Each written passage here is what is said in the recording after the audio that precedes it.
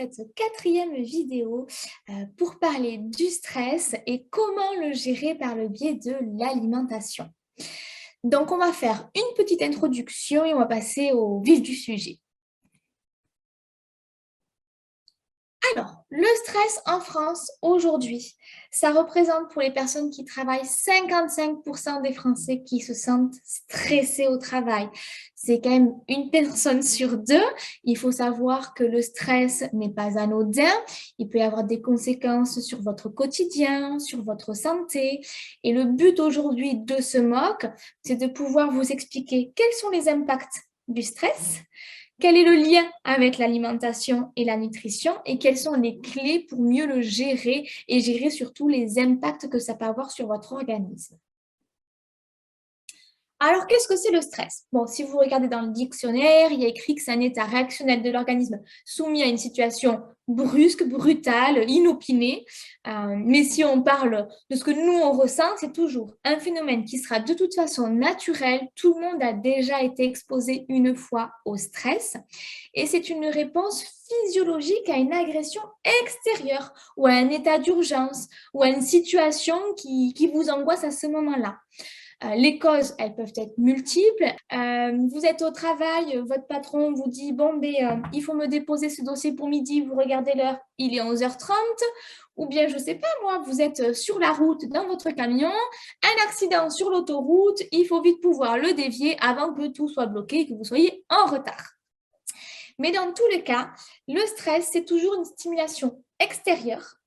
Votre corps va le traduire en agression au niveau cérébral et il va réagir en conséquence.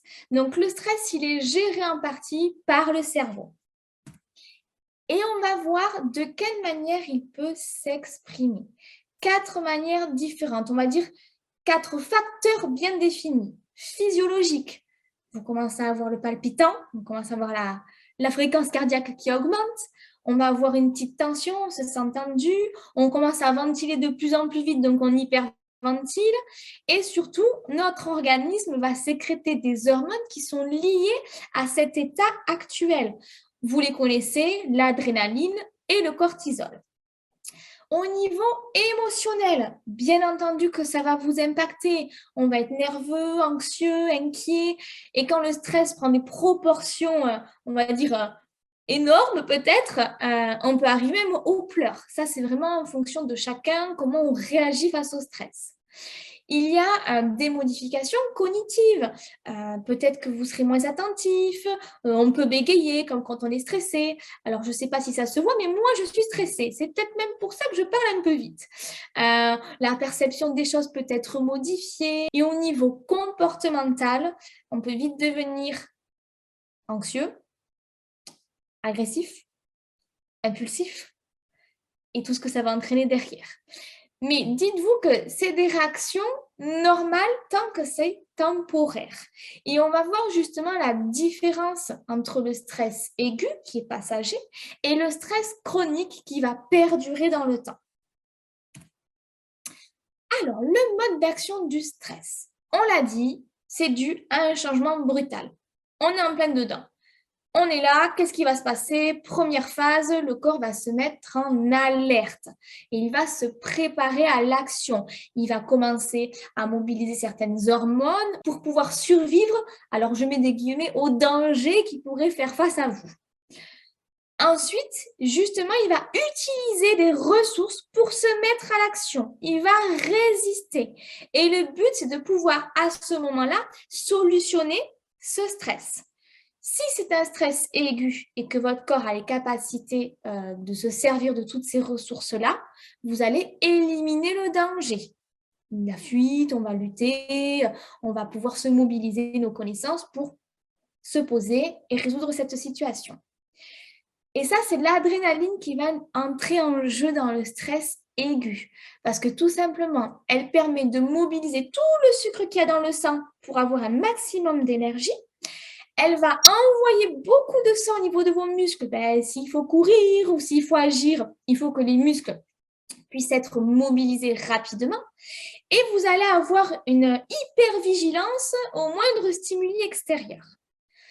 Et là où ça bascule, c'est quand le stress devient chronique, c'est-à-dire que votre corps il commence à épuiser toutes ses ressources et malheureusement, vous n'arrivez pas à sortir de cet état de stress. Vous ne trouvez pas de porte de sortie et on arrive à l'épuisement. Et c'est là que vient entrer en jeu le cortisol. Quand le stress il est chronique, on va sécréter beaucoup de cortisol et cette hormone, elle va à contrario augmenter le taux de sucre dans votre sang. Donc, ça peut créer des dérèglements métaboliques. Malheureusement, vous allez créer des triglycérides et du cholestérol. Et on verra sur les prochaines slides, ça peut du coup impacter votre santé cardiovasculaire.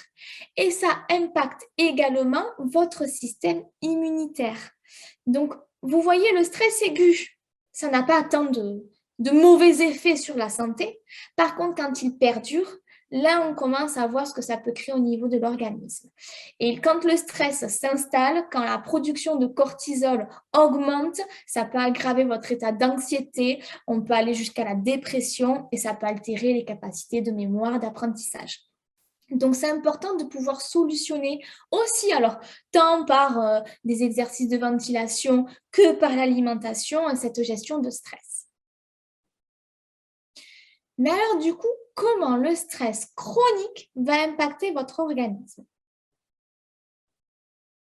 On l'a dit, votre cœur va être sursollicité. Quand on est stressé, on a la pression artérielle qui augmente, on a le cœur qui bat plus vite et on l'a dit, cet excès de cortisol va générer du cholestérol et le cholestérol va se plaquer sur les parois de vos artères, ce qui fait que ça va commencer progressivement à rétrécir le diamètre de celle-ci et donc malheureusement, on peut se créer des infarctus ou des problèmes cardiovasculaires. Donc, c'est important, lorsque vous êtes sujet au stress, s'il est chronique, de prendre conscience qu'il y a des solutions pour pallier à ce stress-là. Au niveau des muscles, on sent cette tension musculaire. On a souvent une raideur au niveau de la nuque, du dos. On peut être crispé au niveau de la mâchoire. Tout ça, c'est souvent lié au stress, mais au stress chronique. Si jamais vous êtes derrière le volant et l'image est très bien choisie, vous pouvez sentir des tensions. Ça peut être désagréable. Ça va encore plus vous angoisser, vous stresser. Vous allez être encore plus tendu. Donc, c'est important de pouvoir aussi travailler sur ces aspects-là.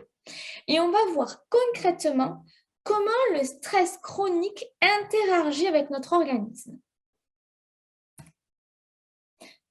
Alors, vous le savez, on est peuplé de milliards de bactéries et de micro-organismes dans notre corps et on appelle ça le microbiome. C'est l'ensemble de toutes ces bactéries, de tous ces micro-organismes et de toutes les substances qu'elles vont produire. Et aussi, on a le système immunitaire. Alors là, je passe très rapidement. Vous savez à quoi ça sert. Système immunitaire, c'est votre immunité. Ça permet de lutter contre les maladies, les infections, les virus, les bactéries, les infections, etc. Mais alors, quand on est en situation de stress chronique, notre système immunitaire, il est en alerte. Alerte rouge, tous les voyants sont allumés. Ce qui va créer une inflammation au sein de votre organisme.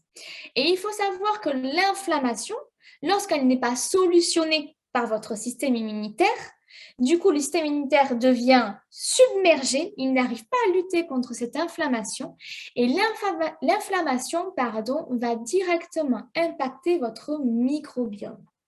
Et si ça impacte le microbiome, ça vient donc le modifier. Modifier sa composition ou les proportions que certaines bactéries ou micro-organismes avaient au sein de votre corps.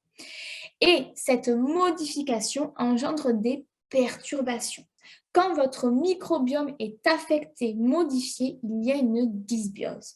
Quand tout va bien, qu'il est équilibré, on est en symbiose. Et alors ce stress, il va impacter aussi votre système digestif. C'est-à-dire, regardez bien la petite slide. À gauche, on a représenté une muqueuse intestinale, donc c'est les parois de votre intestin quand il est sain.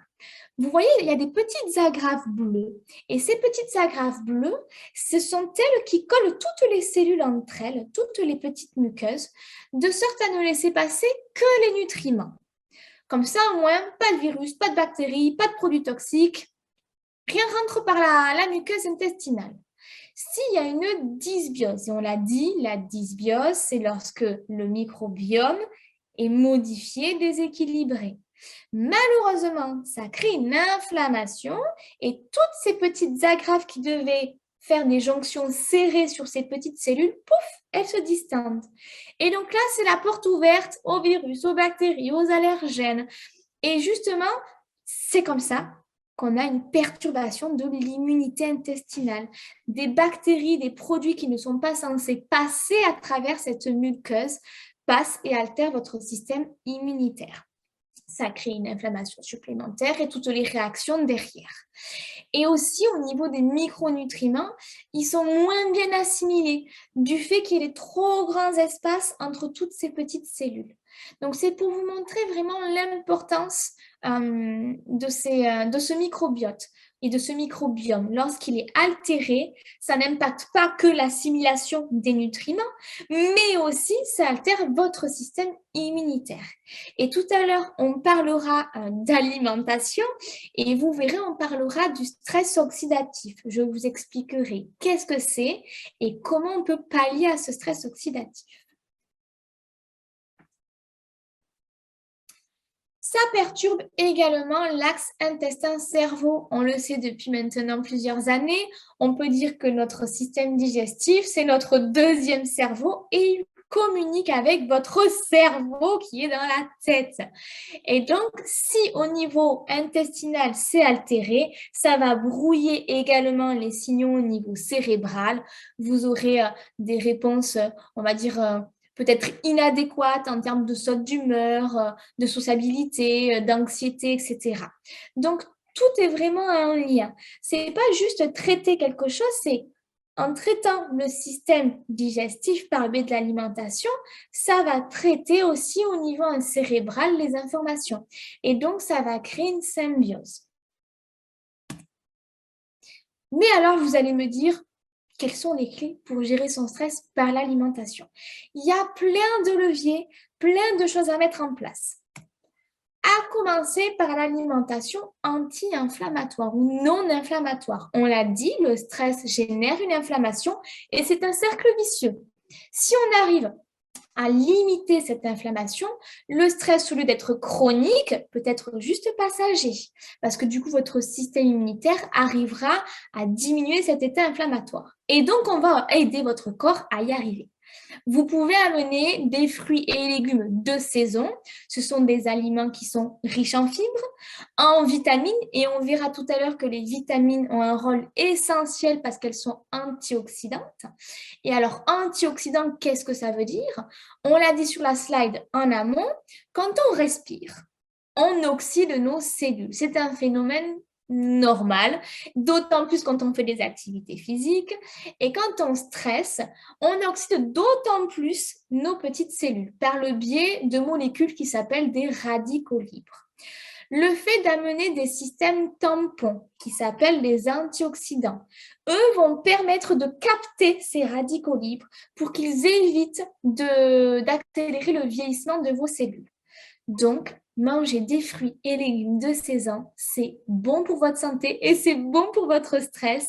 Ça permettra d'amener des antioxydants. Amener du bon gras, on le retrouve dans tout ce qui est poisson gras et oléagineux, noix, noisettes, amandes, etc. Les oméga 3 luttent contre cette inflammation. Les herbes aromatiques et les épices, ça vous le savez, ça fait dans le temps, tout ce qui est cumin, etc., ail, ça permet de lutter là aussi contre ce stress oxydatif. Et amener des protéines, qu'elles soient ou végétales ou animales, sera bon pour votre santé. Je finis par les glucides. Et là, quand on parle de féculents, de pâteries, etc., privilégiez des glucides complexes. Et on entend là du semi-complet ou du complet, parce qu'il y aura des fibres. Et plus il y a de fibres, plus c'est protecteur pour votre organisme. Vous avez quelques aliments que je vais vous lister qui sont forts en capacité antioxydante, donc pour lutter contre l'oxydation de ces cellules. Les épices telles que la cannelle, origan, curcuma, cumin. Vous avez le cacao pur, ça pourra faire des heureux. Tous les oléagineux, noix, noisettes, pistaches. Certains légumes, alors c'est peut-être pas vos favoris, mais les artichauts, brocolis, ail, etc. Les lentilles en fruits, ça par contre on les aime, c'est surtout les fruits rouges, hein, myrtilles, cerises. Vous avez aussi les prunes, bon, pommes, figues et poires.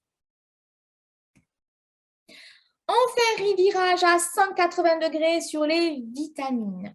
Les vitamines ont leur importance. Là, on va balayer les vitamines du groupe B, la vitamine C, la vitamine D.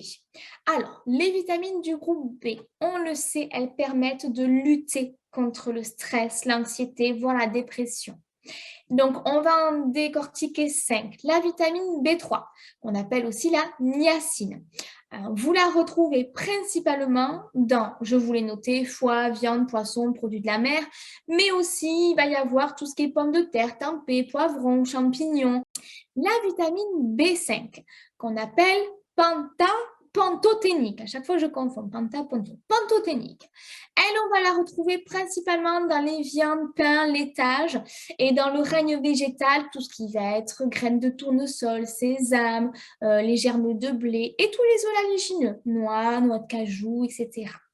La vitamine B5, elle peut entraîner en cas de carence des troubles du sommeil, de l'humeur. Ça va affecter aussi au niveau neuronal. Donc, hyper important d'en avoir quotidiennement. Et la vitamine B6, qui, elle, vous verrez, améliore l'absorption du magnésium, et on va en parler juste après, qui a un intérêt justement dans cette gestion de stress. Elle, quand il y a un déficit, peut créer des eczémas et des troubles effectivement cutanés. Donc, vous voyez déjà, ces 3 premières vitamines B jouent un rôle.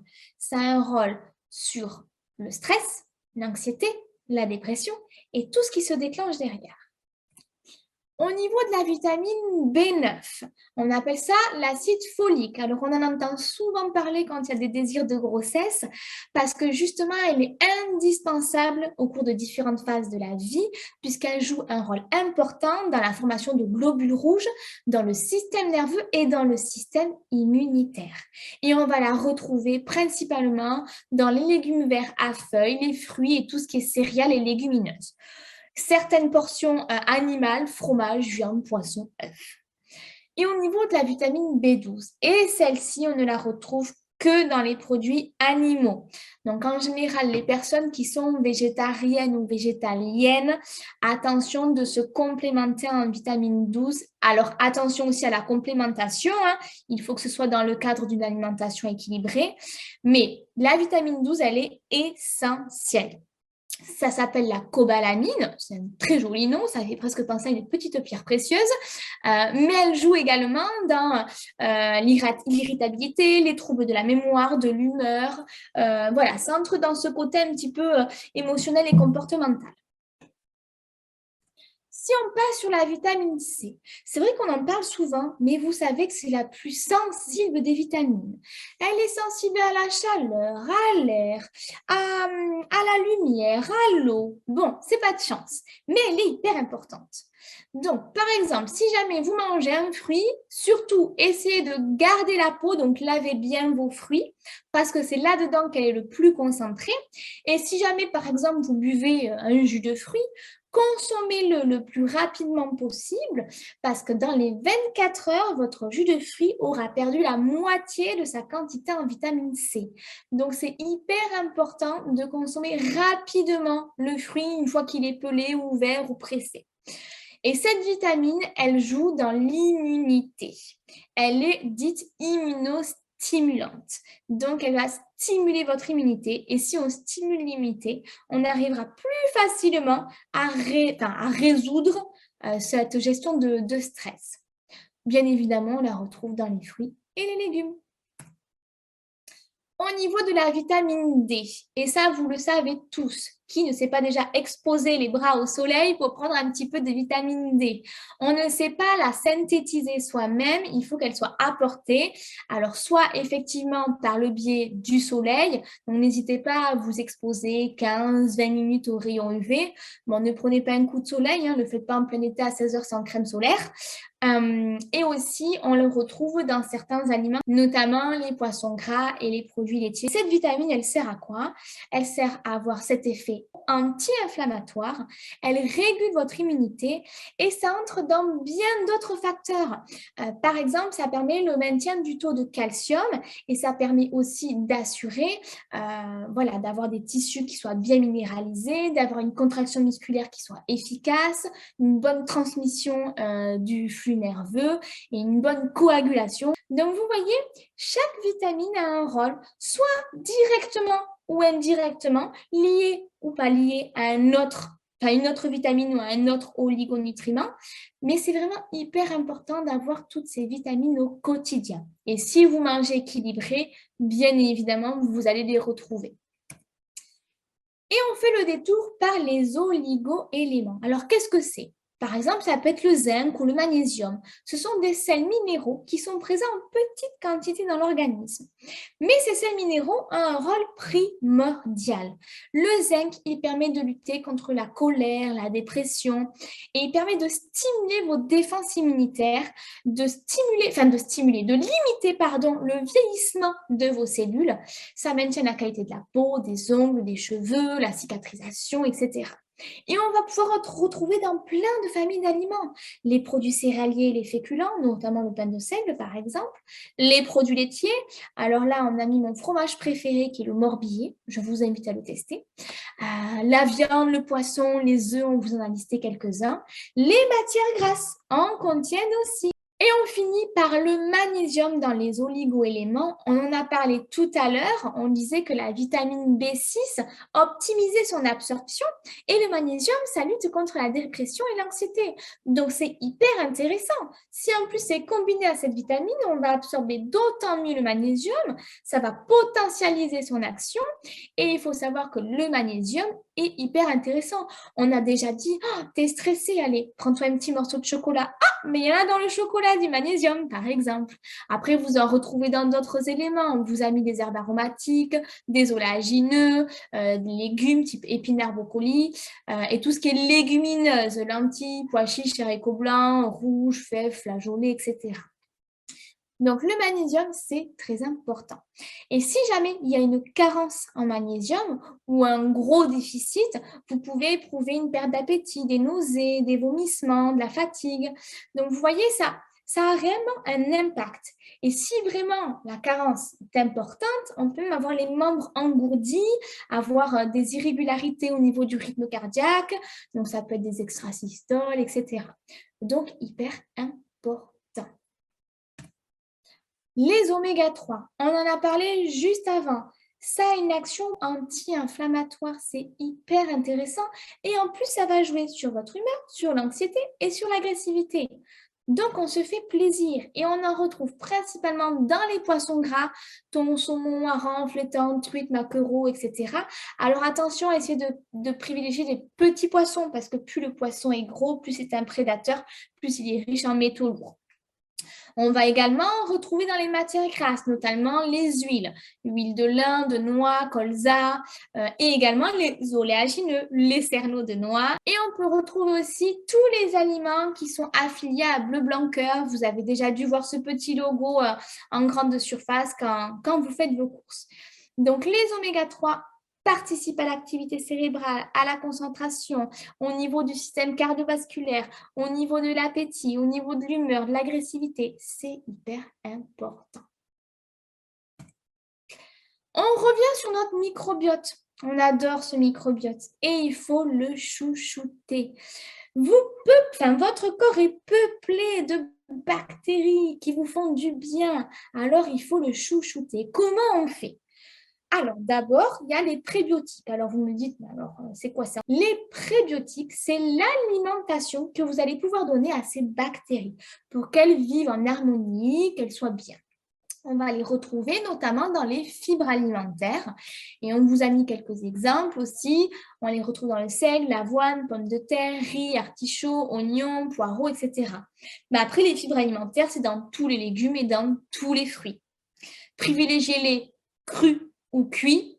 Bon, évitez de mixer votre soupe. Il n'y a plus du tout de fibres alimentaires, elles sont toutes cassées. Peut-être essayer de partir sur un velouté plus qu'un bouillon, par exemple. Et donc, il y a aussi les probiotiques. Et les probiotiques, ce sont les bactéries.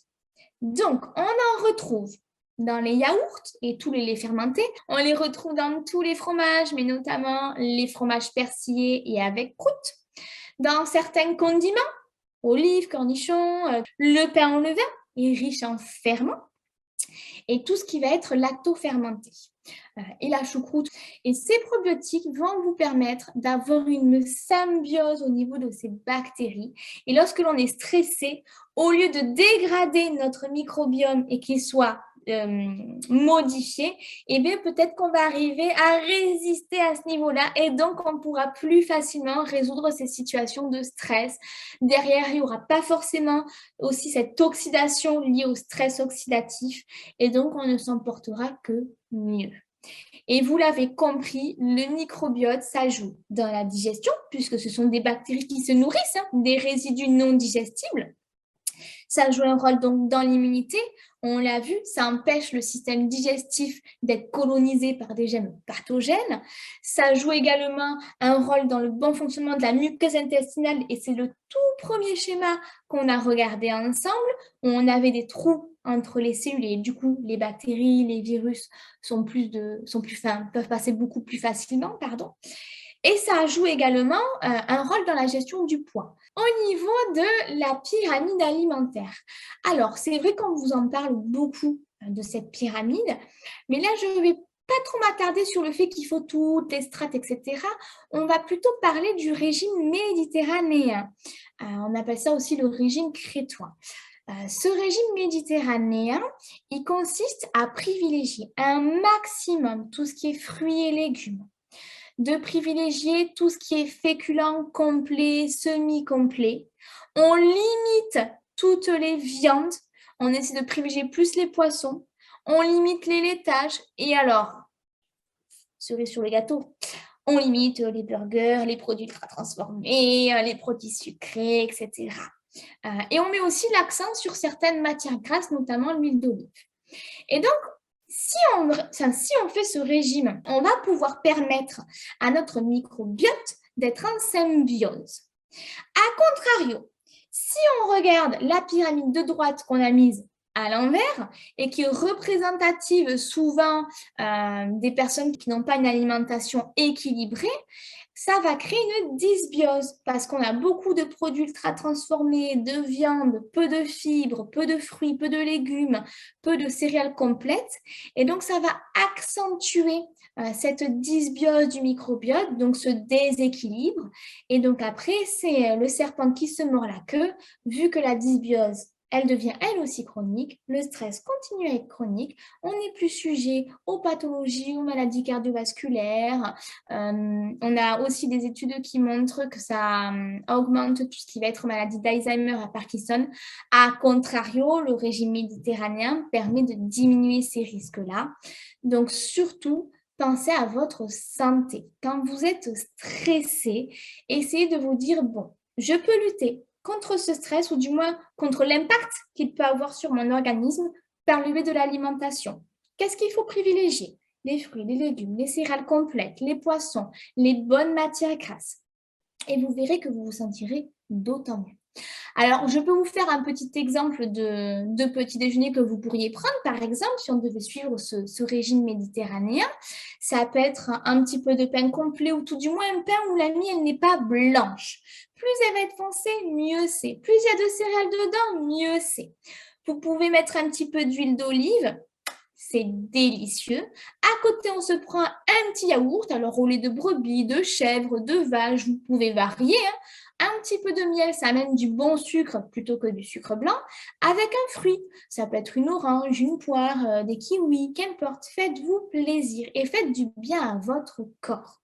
Et si par exemple, on devait partir sur un repas principal, que ce soit le déjeuner ou le dîner, on peut partir sur des tomates avec un petit peu de mozzarella, un petit peu d'huile, vous amenez un petit peu d'ail, de basilic, ça permet d'avoir des aliments qui vont être antioxydants, un mélange de riz, du riz sauvage, riz rouge, riz noir et un petit peu de légumes. Et à côté, vous prenez une petite salade de fruits avec de la cannelle qui, rappelons-le, est un puissant antioxydant.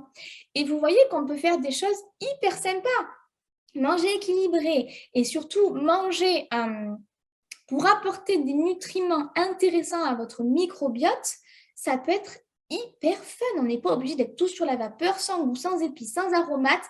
Non, faites-vous plaisir. Il y a plein de choses qui peuvent éveiller vos papilles, donc profitez-en.